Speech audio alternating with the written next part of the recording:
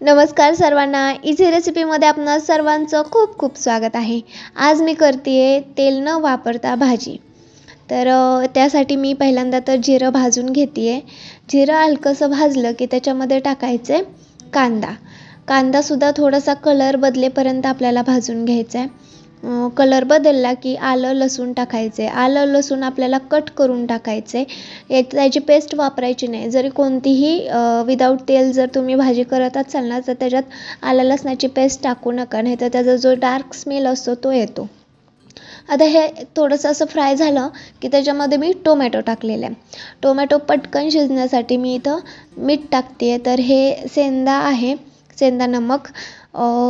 आपण पूर्णच हेल्दी भाजी अशी करूयात, तर त्यासाठी मी ते मीठ वापरलेलं आहे। आणि त्याच्यामुळे टोमॅटो छान असं सॉफ्ट होणार आहे मिठामुळे। टोमॅटो सॉफ्ट झाला की मसाले टाकायचेत। आपले जे काही नेहमीच्या भाजीला वापरतो तेच टाकायचे। लाल मिरची पावडर, धना पावडर, तिखट, हळद, ते मसाले मिक्स करून घ्यायचे।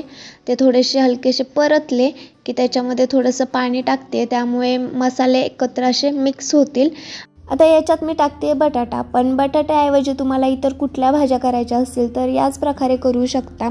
आणि जर तुम्हाला ग्रेव्ही अशी दाटसर ग्रेव्हीसारखं पाहिजे असेल तर काय करायचं, टोमॅटोची पेस्ट वापरू शकता तुम्ही। आलं लसणाची फक्त पेस्ट वापरायची नाही, बाकी इतर कुठल्याही पेस्ट तुम्ही टोमॅटो कोथिंबीरची पेस्ट वापरली तरी चालून जाते आणि ग्रेव्हीसुद्धा छान तशी तयार होते। याच्यामध्ये एक चिमूट अशी मी हिंग टाकलेली आहे वरून आणि कोथिंबीर।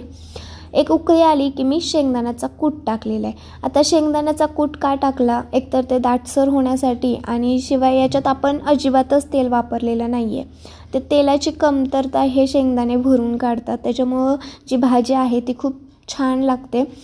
आणि जर तुम्हाला शेंगदाणे वापरायचे नसतील तर पांढरं तीळ घ्यायचं, ते भाजायचे आणि त्याची पावडर करून ठेवायची। भाजी फोडणी देताना ती पावडर 1 चमचे 1-1.5 चमचा टाकायची, त्याने सुद्धा भाजी दाटसर अशी होते आणि त्याच्यातलं जे तेल असतं त्याच्यामुळे सुद्धा भाजी टेस्टी लागते। त्यामुळे वरून तेल टाकायची गरज लागत नाही, एकदा नक्की करा।